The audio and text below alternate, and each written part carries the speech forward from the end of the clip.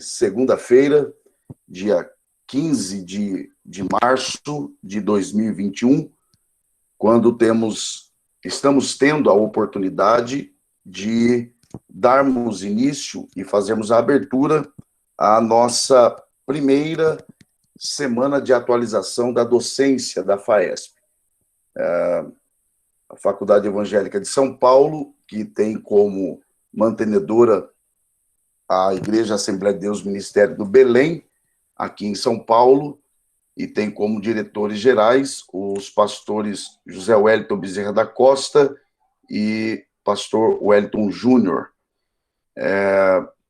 E nós estamos aqui nesta sala virtual, o que não diminui em nada o comprometimento de cada um dos irmãos, evidentemente, e para mim, em particular, é uma grande alegria poder tê-los aqui para a abertura desta semana, que começa hoje e vamos aí, querendo Deus, até a sexta-feira.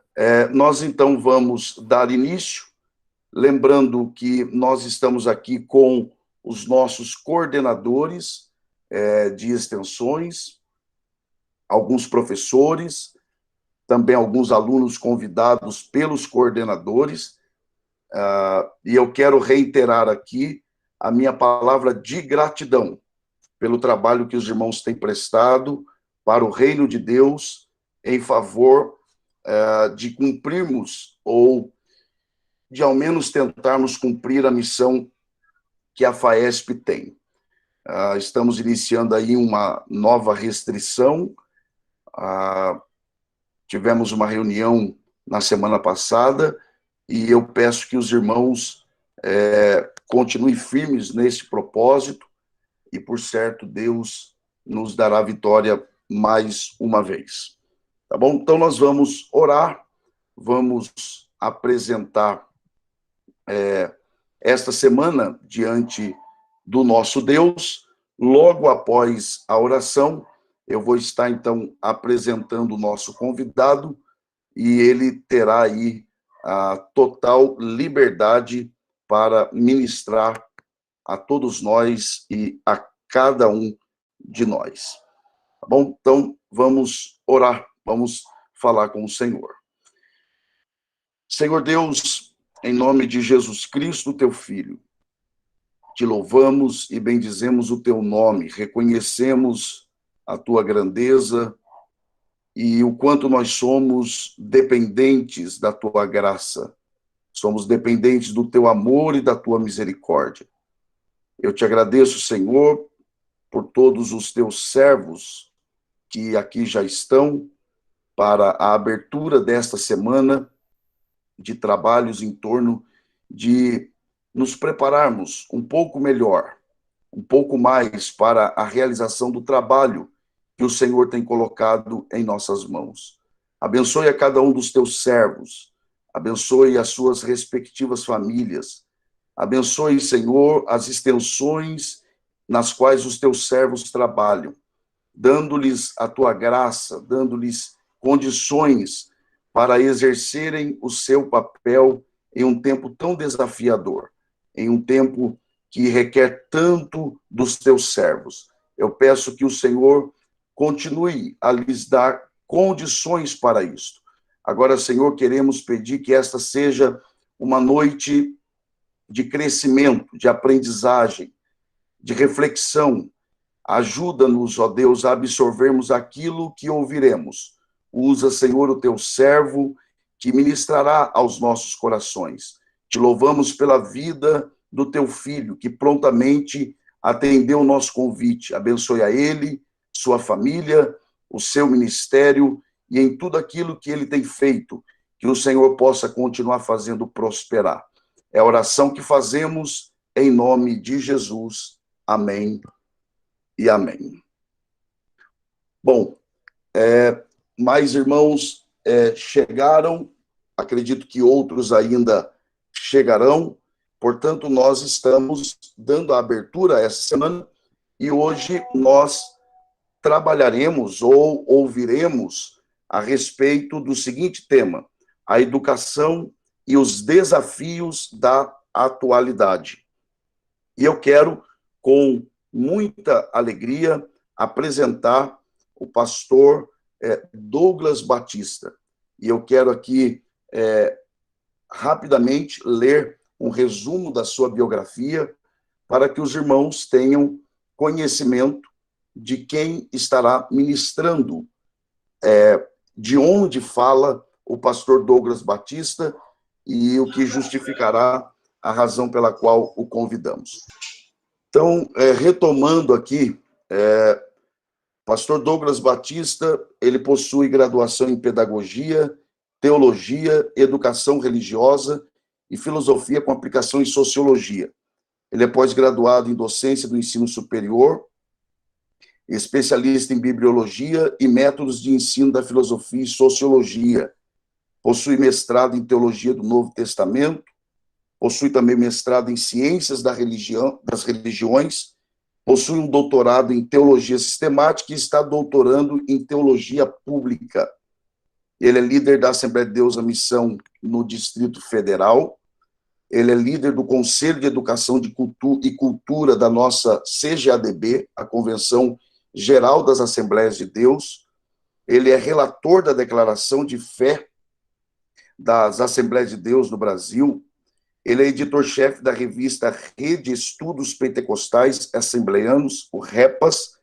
Ele é diretor-geral do Instituto Brasileiro de Teologia e Ciências Humanas. Ele é comentarista das lições bíblicas adultos da CPAD, primeiro secretário da Convenção de Ministros das Assembleias de Deus de Brasília e Goiás, e é vice-presidente da RAI, que é a Rede Assembleiana de Ensino.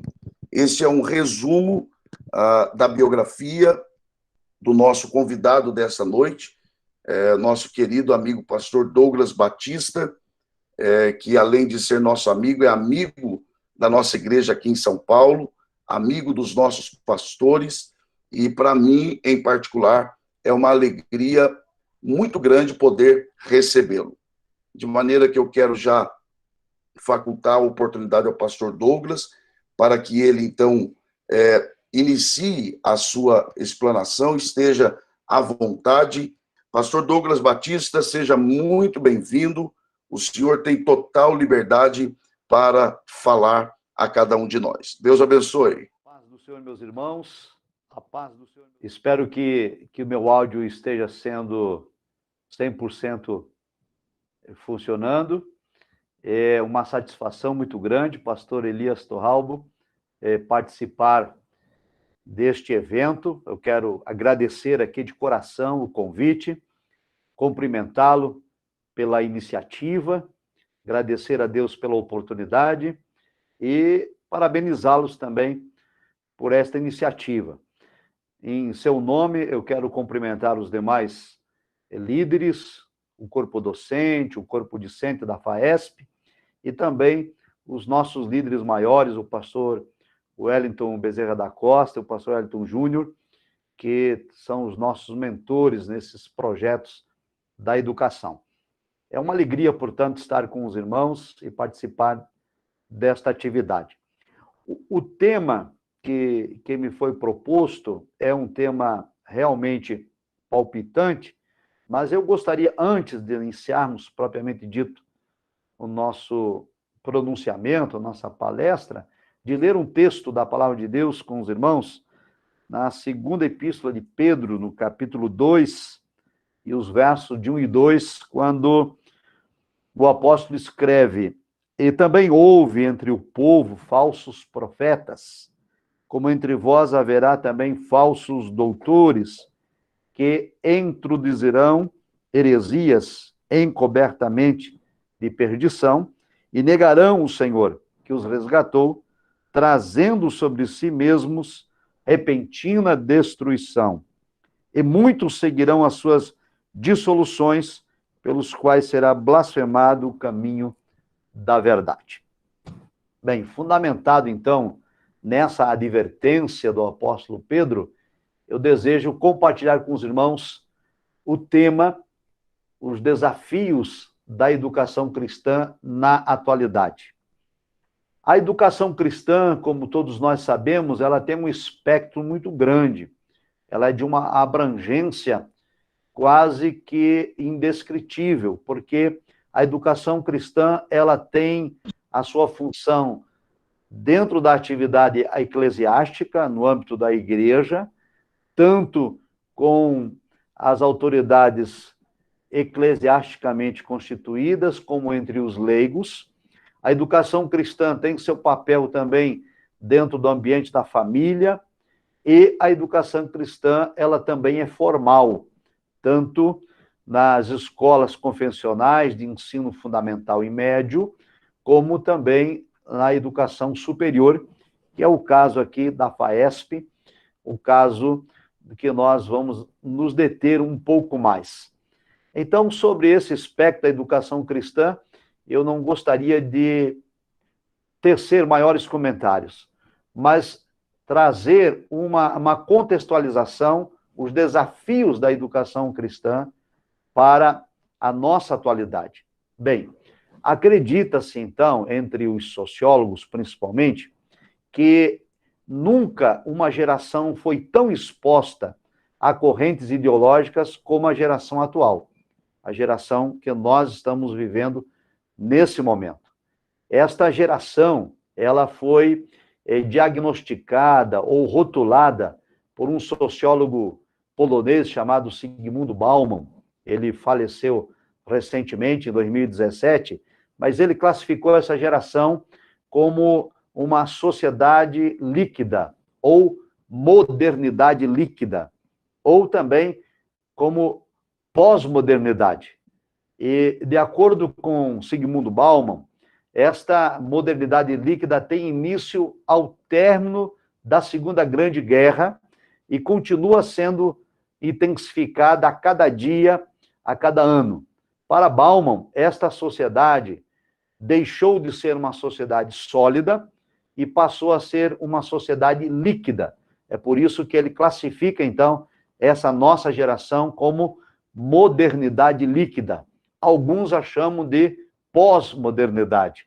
Dentre outros aspectos, por exemplo, Zygmunt Bauman, ele classificou os valores como sendo relativizados, ou seja, a modernidade líquida, após a Segunda Grande Guerra Mundial, terminada lá em 45, passou a deixar de lado os valores absolutos e abraçar valores relativizados. A coletividade, por exemplo, ela cedeu espaço ao individualismo. Deixou-se de se pensar no coletivo para se pensar individualmente. Então, nós temos uma crise, por exemplo, de egocentrismo muito grande na geração atual. Também as relações humanas, elas deixaram de ser sólidas e passaram a ser relações superficiais. A amizade, por exemplo, e a lealdade passaram a ser conceitos efêmeros. A amizade e a lealdade dependem de interesses pessoais e particulares. E eu estou usando aqui, na nossa palestra, os conceitos de Zygmunt Bauman, que é um sociólogo, para não trazer para os nossos ouvintes a ideia de que esse pressuposto é meramente teológico, meramente cristão. Essa observação, ela não é apenas cristã, ela é, sobretudo, uma observação sociológica da sociedade que nós estamos inseridos, repito, chamada por Zygmunt Bauman como modernidade líquida ou sociedade líquida, e por outros estudiosos de pós-modernidade. E nesta modernidade líquida, nós temos um imperativo, que é o hedonismo, ou seja, a busca do prazer de qualquer modo e sob qualquer custo. Nessa busca do prazer pessoal, em que a individualidade ela passa a ter prioridade sobre o coletivo, tudo se torna válido. As pessoas passam a ser usadas nesse propósito de alcançar objetivos. A depravação moral é uma constante realidade. o consumismo desenfreado em busca de satisfação e de prazer, e como esse prazer, ele é sempre momentâneo, então nós vivemos numa sociedade que é doente, é uma sociedade depressiva, que tem ideias suicidas.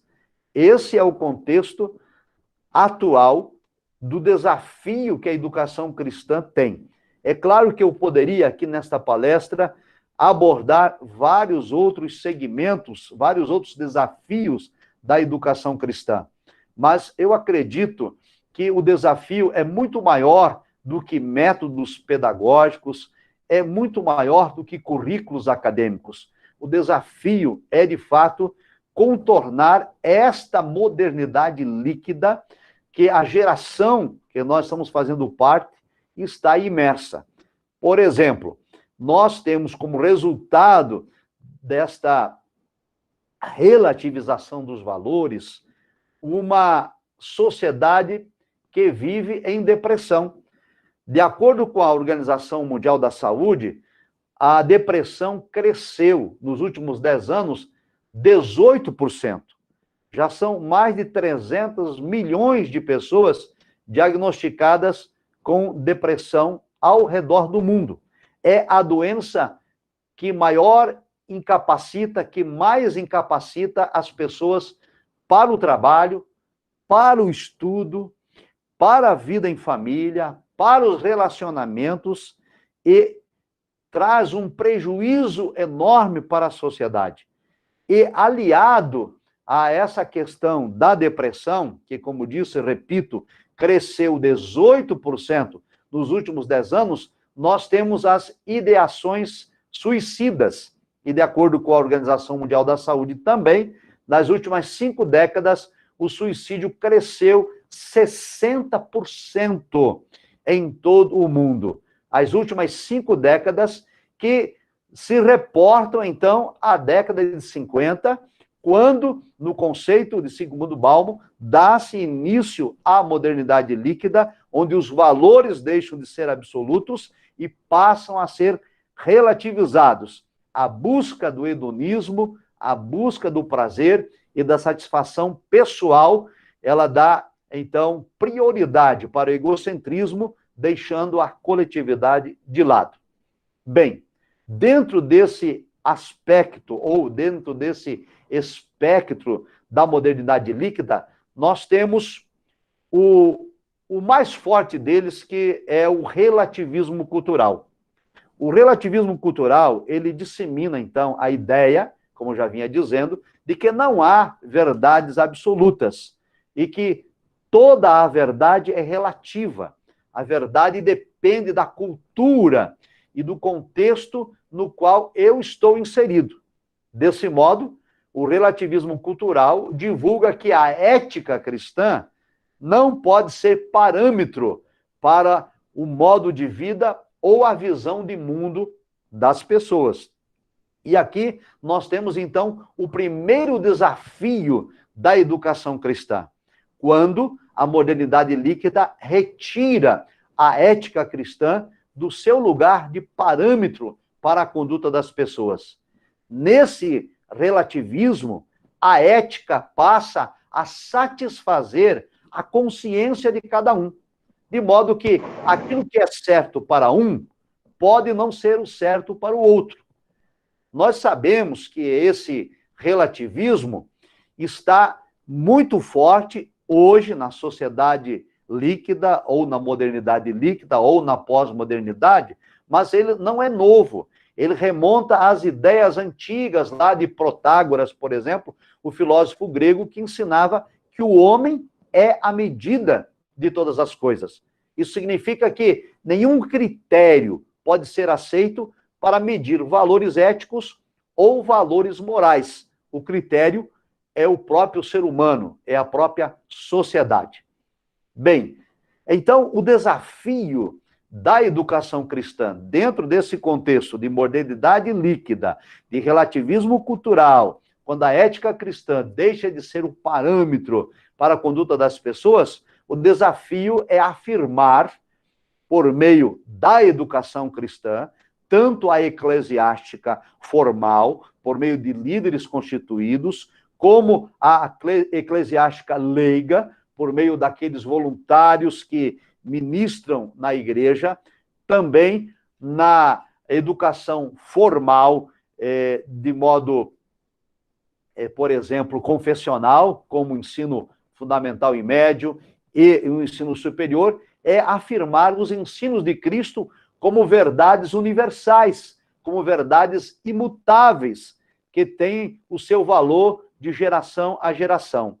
Os princípios bíblicos, então, daquilo que é certo e daquilo que é errado, não podem ser relativizados pela educação cristã atual, a fim de adequar-se à cultura. Nós não podemos ressignificar o conteúdo bíblico, não podemos ressignificar as verdades bíblicas. Infelizmente, esse é um termo bem comum na modernidade líquida. Ressignificar valores, ressignificar conceitos, ressignificar conteúdos, ressignificar a ética. E nós não podemos, esse é um grande desafio. A educação cristã não pode ser adepta da ressignificação do conteúdo bíblico. Lamentavelmente, nós temos hoje, em alguns segmentos cristãos, uma hermenêutica chamada de hermenêutica pós-positivista. Esta hermenêutica pós-positivista, ela despreza o sentido original ou o sentido literal da interpretação e traz a interpretação para o contexto social e despreza, portanto, esse princípio da hermenêutica histórico-gramatical. E assim, então, prezados irmãos e irmãs que estão presentes nesta plenária, nós temos o desafio de apresentar o nosso pressuposto bíblico-teológico para enfrentar o desafio da modernidade líquida, o desafio da hermenêutica pós-positivista, e, com isso, então, nós precisamos reafirmar e fortalecer que as escrituras sagradas, elas são o pressuposto básico da nossa ética e dos nossos valores. Hoje, nós temos uma discussão em alguns meios acadêmicos apresentando as escrituras como o construto religioso da sociedade. E nós precisamos tomar uma posição. Qual é o nosso pressuposto em relação a esse debate? A Bíblia Sagrada é o resultado da construção de um querigma religioso da igreja primitiva? Ou as Escrituras Sagradas são, de fato, a revelação da vontade de Deus para com a humanidade?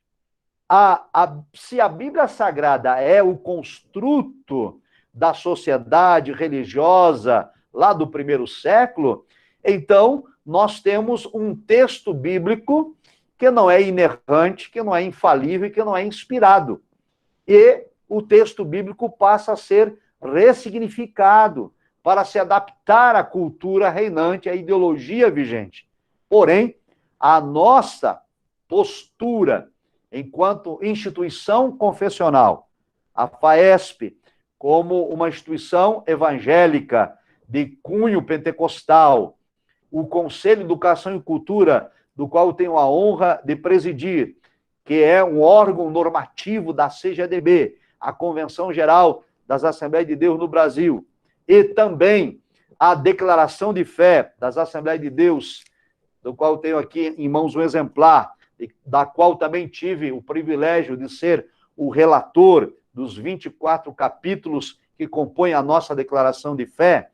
Esse documento é o nosso pressuposto bíblico-teológico de que as Escrituras Sagradas, elas são inspiradas, inerrante e infalível. Ela é a revelação verbal e plenária, única e infalível regra de fé e prática para a nossa conduta cristã. Bem, desse modo, então, é preciso reafirmar esta postura. Isso é muito importante, é extremamente sensível para a educação cristã na atualidade.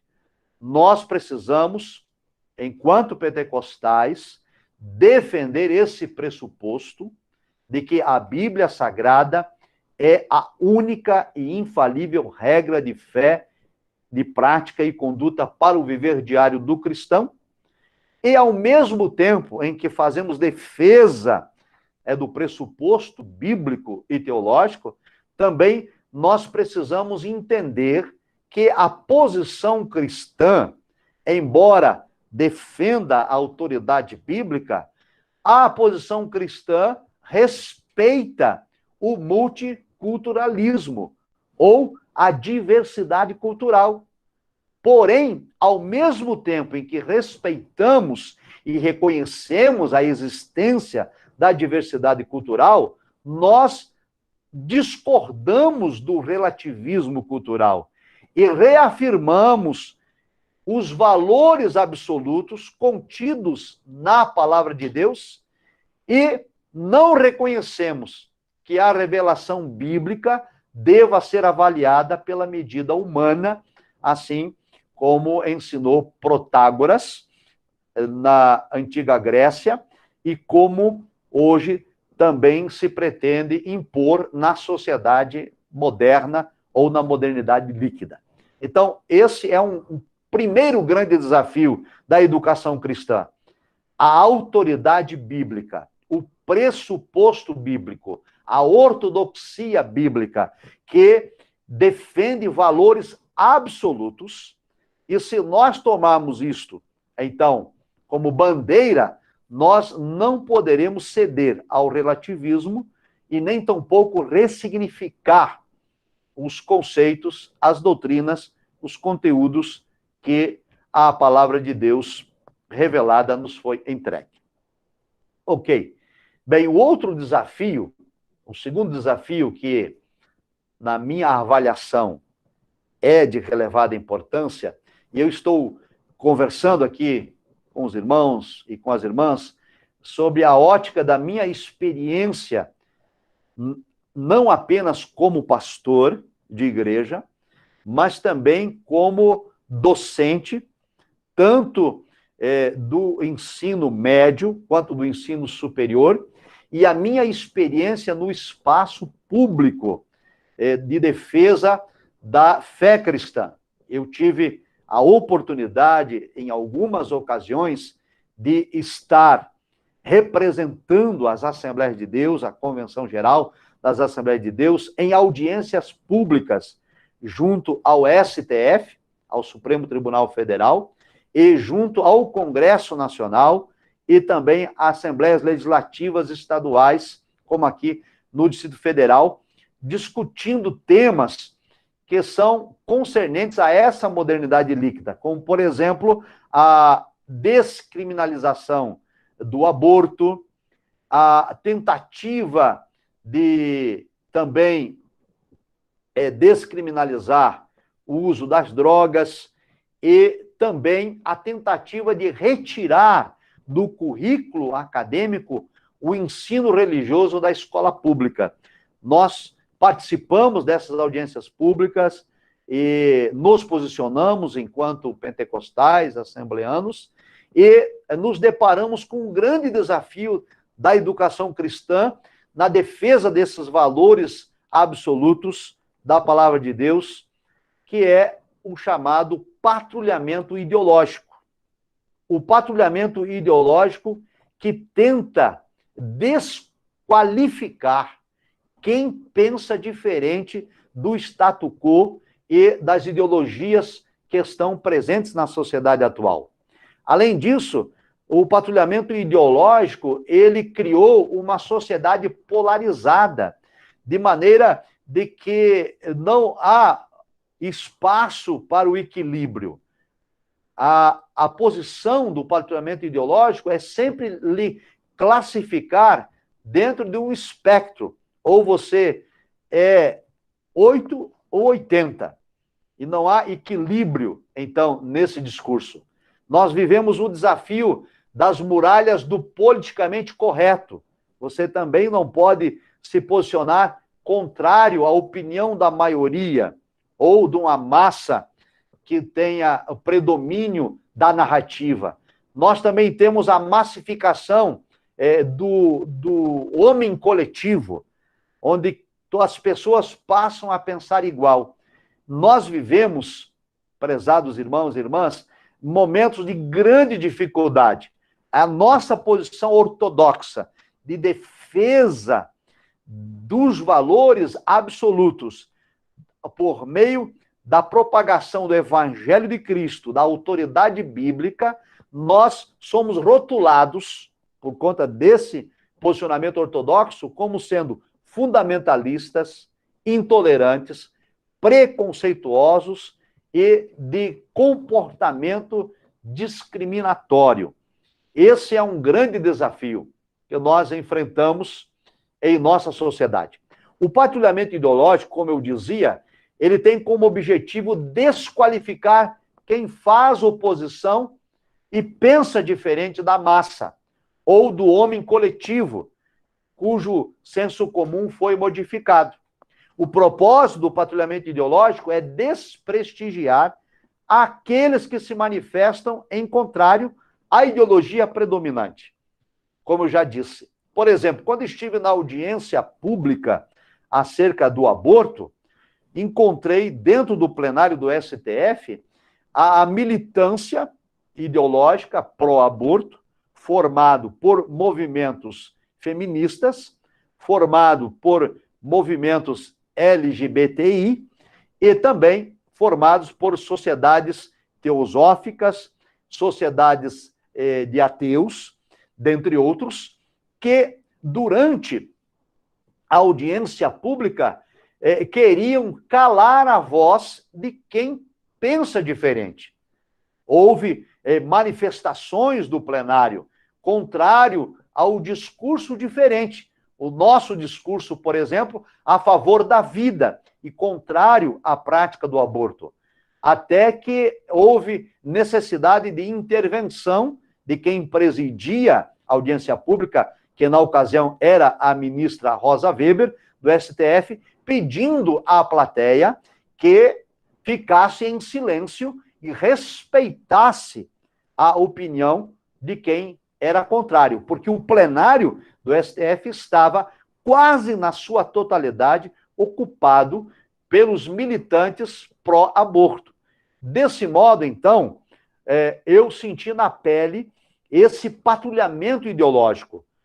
O meu Facebook, depois disso, precisou ser fechado para nós excluirmos os comentários dos mais variados ataques à minha moral, à minha família, ameaças de morte e postagens de cunho pornográfico e todos os outros ataques de insulto, porque nos posicionamos de um modo diferente a uma militância.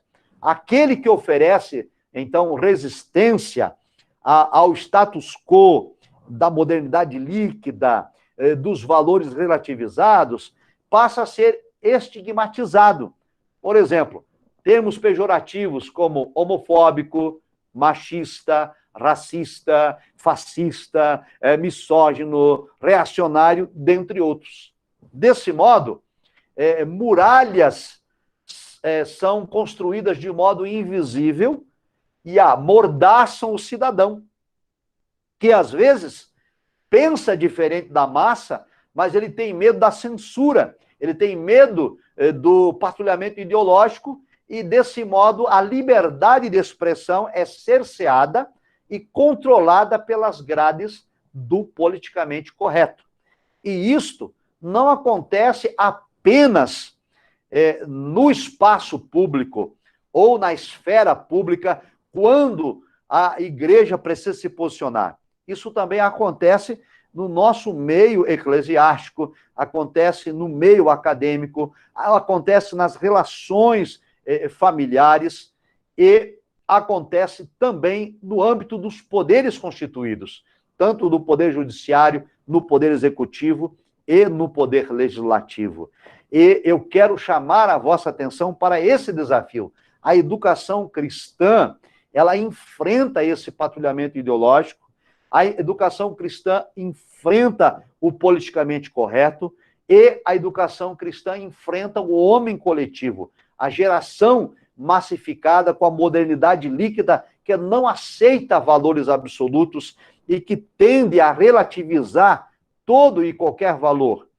Por exemplo, recentemente, em 2019, precisamente, o ex-ministro, ex-decano do STF, Celso de Mello, que agora aposentou-se por idade, ele, ao julgar uma ADO é ação direta de inconstitucionalidade por omissão, que foi movida pelo Partido Popular Socialista, o PPS, em que se pedia ao STF que a crítica à prática da homossexualidade, a crítica à prática da transexualidade, fosse considerada crime de racismo.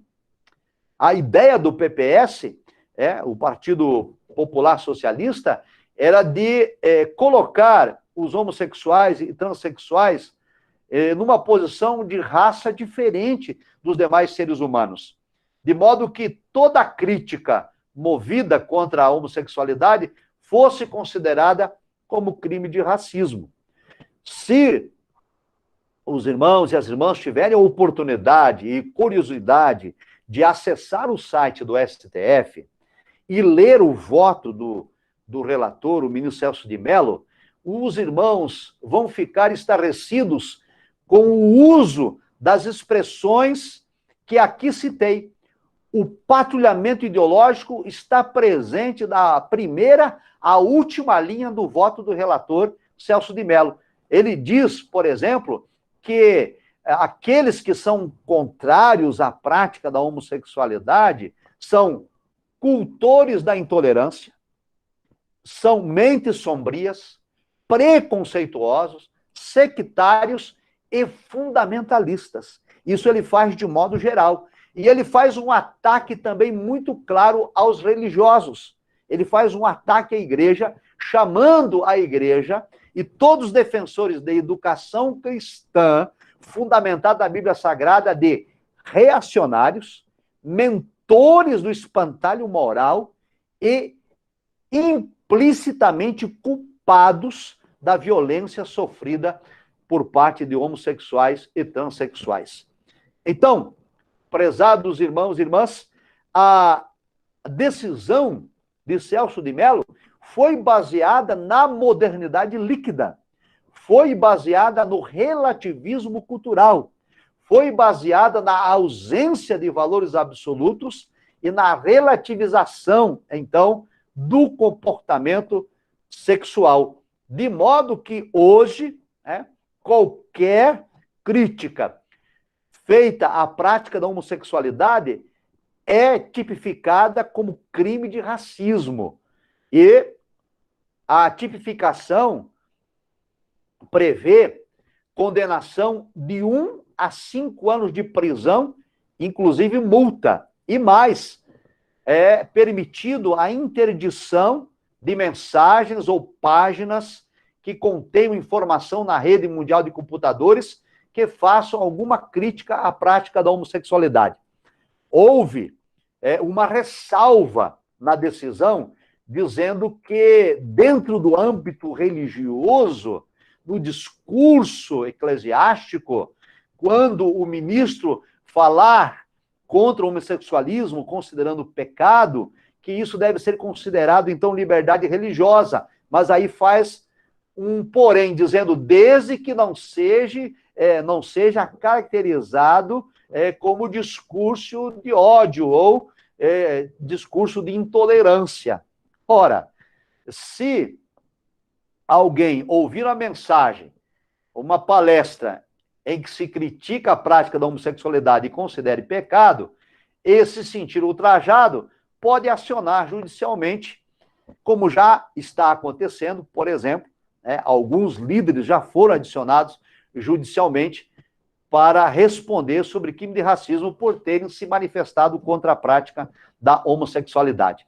Eu estou citando esse exemplo da prática da homossexualidade para deixar claro que nós vivemos esse desafio da educação cristã, do patrulhamento ideológico, do relativismo cultural, do politicamente correto e da massificação do homem coletivo. O desafio, portanto, é como se posicionar contra a ideologia de gênero, por exemplo, que envolve a prática da homossexualidade, sem ser considerado criminoso. Como vamos tratar desse tema na sala de aula? Como vamos tratar desse tema na escola bíblica dominical? Como vamos tratar desse tema nas nossas ministrações para jovens, adolescentes, nas escolas bíblicas de obreiros, nos congressos de mocidade, de senhoras e de varões? A nossa postura é bíblica. E a postura bíblica em relação à homossexualidade e à questão de gênero é de que Deus criou macho e fêmea. E, portanto, nós não somos contra as questões de gênero em si mesmas. Nós somos apenas contra a erotização das crianças. Nós somos contra a relativização desses valores. No que diz respeito ao gênero, nós concordamos que existe o gênero feminino e o gênero masculino. Concordamos também que o gênero feminino esteve por muito tempo sob opressão e foi depreciado pela sociedade, e que a luta pela igualdade é um direito das mulheres. E a igreja é favorável à igualdade entre os gêneros, entre a mulher e entre o homem. Isso é essencialmente bíblico. A Escritura diz que não há, diante de Deus, acepção de pessoas, não há acepção entre o macho e a fêmea. Desse modo, então, queridos irmãos, nós, biblicamente, consideramos, e esse é o desafio da educação cristã, como eu dizia na abertura dessa palestra, de ter a Bíblia Sagrada como pressuposto e fundamento das nossas doutrinas. A Bíblia Sagrada não vai ser ressignificada, a Bíblia Sagrada não vai ser relativizada, porque no texto bíblico nós temos, né, a conceituação de que o sexo é genético. Deus criou macho e fêmea. E o sexo não é diferente do gênero. O sexo é macho, o gênero masculino. O sexo é feminino. Aliás, o sexo é fêmea e o gênero é feminino. Então, sexo e gênero estão intrinsecamente ligados. O gênero é decorrente do sexo. E a sexualidade, por sua vez, está também relacionada com o sexo e com o gênero. Sexo, macho e fêmea. Gênero, masculino e feminino. E a sexualidade heterossexual. É a união do macho com a fêmea. Ou do masculino com o feminino. Essa é a defesa bíblica. E não a defesa da ideologia de gênero que procura erotizar as crianças no ambiente escolar e também no ambiente social. Desse modo, prezados irmãos e irmãs, nós temos um grande desafio, porque a partir do momento que me posiciono contra a ideologia de gênero, eu sofro o patrulhamento ideológico e também eu sofro o politicamente correto, e muitas pessoas estão amordaçadas por essas muralhas invisíveis, não se posicionam mais com medo de ser censurado ou de ser estigmatizado como homofóbico, preconceituoso, fundamentalista e outros termos aqui que já citei. Assim, nesta avaliação, o desafio, repito, da educação cristã não está nos métodos pedagógicos e nem tampouco está nos currículos acadêmicos, mas em enfatizar o pressuposto teológico, no caso da Faculdade de Teologia, o pressuposto teológico da Bíblia Sagrada como inerrante, inspirada e infalível revelação da vontade de Deus. Um outro embate que nós encontramos desafio na educação cristã diz respeito ao modelo de família, o modelo patriarcal de família que está presente no texto bíblico e que não pode ser ressignificado. O modelo patriarcal apresenta o homem como chefe de família, mas os movimentos feministas radicais e os progressistas, em geral, consideram que esse modelo de família patriarcal é um modelo opressor, é um modelo abusivo, um modelo em que o homem exerce opressão sobre a mulher. Bem, nada pode ser tão enganoso como esse argumento. Ao contrário desse falacioso discurso, as Escrituras Sagradas afirmam que o papel do líder da família, que é o marido, está fundamentado no amor e no respeito mútuo. Nenhuma opressão. Ao contrário, a ordem bíblica é para que os maridos amem as suas mulheres, assim como Cristo amou a igreja. Isso significa que o amor que o marido deve para com a sua mulher é um amor incondicional. É um amor altruísta. Isto é, um amor que não espera sequer retribuição. É o amor imensurável, igual ao amor de Cristo, que morreu pelo bem da igreja, sem que a igreja merecesse. E esse deve ser o modelo como o marido deve reger a sua família, a sua casa, assim que ele deve amar a sua esposa. A liderança do homem no lar não o coloca acima da mulher, porque ambos, homens e mulheres, são iguais perante Deus. Apenas as obrigações e atribuições dentro do lar é que são distintas, é que são diferentes. Portanto, o desafio que temos é enorme de apresentarmos as verdades bíblicas como valores absolutos, como verdade absoluta, que não pode ser, repito, sendo redundante de modo proposital. Nós não podemos ressignificar o conteúdo bíblico, o texto bíblico. Para nós, os cristãos ortodoxos, repito, para nós, os cristãos ortodoxos, para nós, os assembleanos, para nós, os pentecostais, a Bíblia Sagrada é inspirada, inerrante e infalível. A Bíblia Sagrada não é o construto do querigma da igreja primitiva. A Bíblia Sagrada, ela é a revelação da vontade de Deus para com a humanidade. E os valores que contém a palavra de Deus são valores absolutos que não podem ser relativizados. E nós precisamos enfrentar esse desafio, sob pena, como disse, de sermos considerados fundamentalistas, preconceituosos, ultrapassados, misóginos, reacionários e etc. Tantos outros termos pejorativos, mas o desafio é mostrar que não somos nada disso. Que ao contrário daquilo que somos acusados, a Bíblia Sagrada apresenta os valores absolutos e coloca em pé de igualdade o macho e a fêmea. E não há machismo nas Escrituras. Bem, nós estamos já aqui para 20 horas e 25 minutos. Eu quero só fazer mais uma abordagem para encerrar.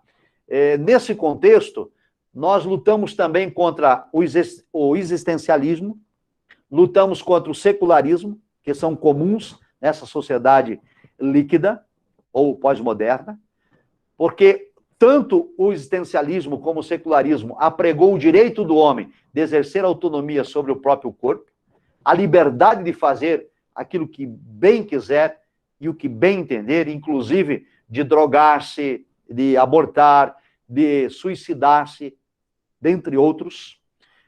Por exemplo, na maioria dos países desenvolvidos, como já citei anteriormente, o suicídio, que é um dos grandes males da mortalidade líquida, é a primeira causa de morte não natural.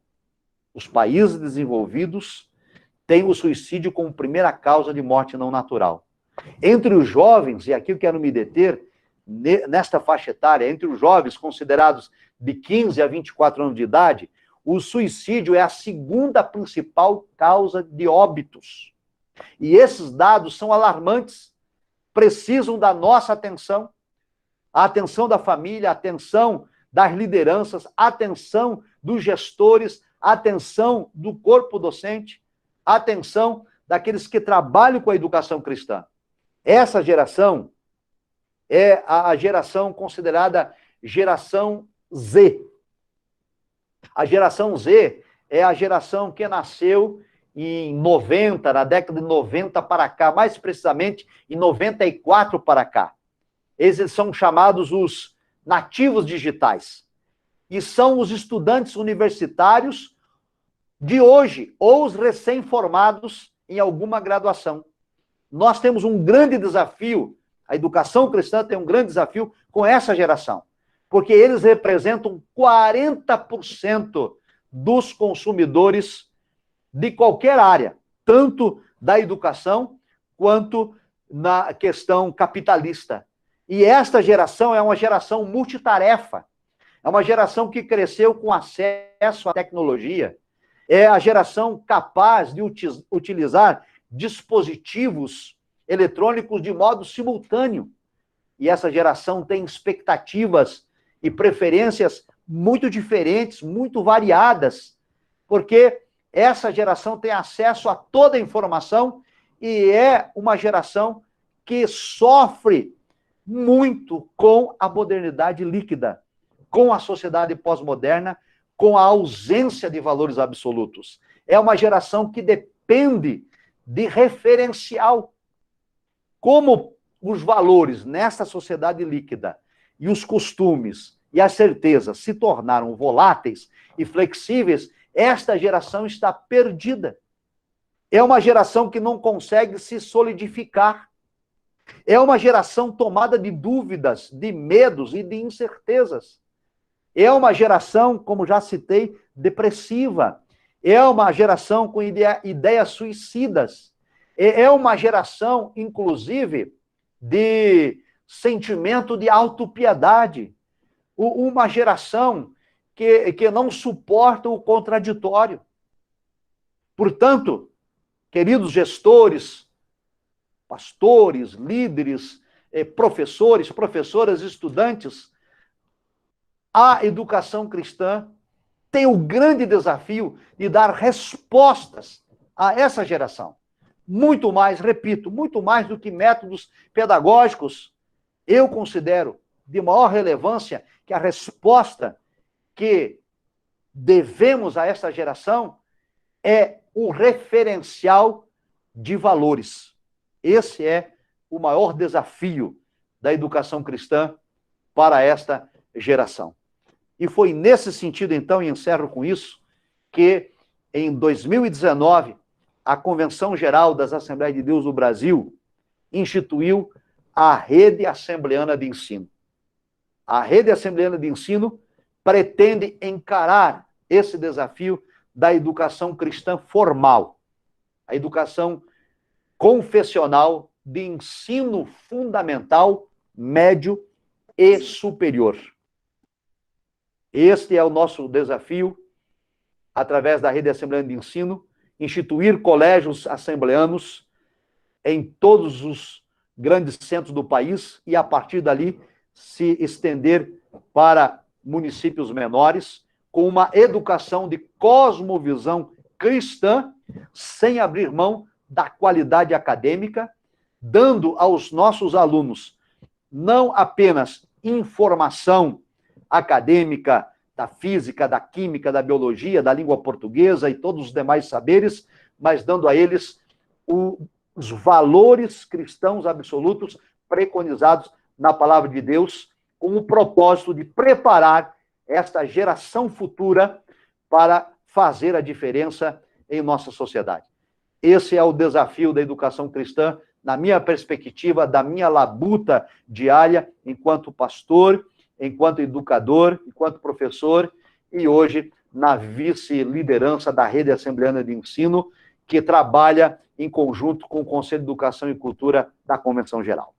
Meus queridos irmãos e irmãs, prezado pastor Elias Torralbo, muito digno diretor, eu agradeço o convite, espero que essa palestra tenha contribuído de alguma forma para o corpo docente e o corpo discente presente aqui nesta noite. Muito obrigado pela atenção de todos e me coloco à disposição para eventuais questões.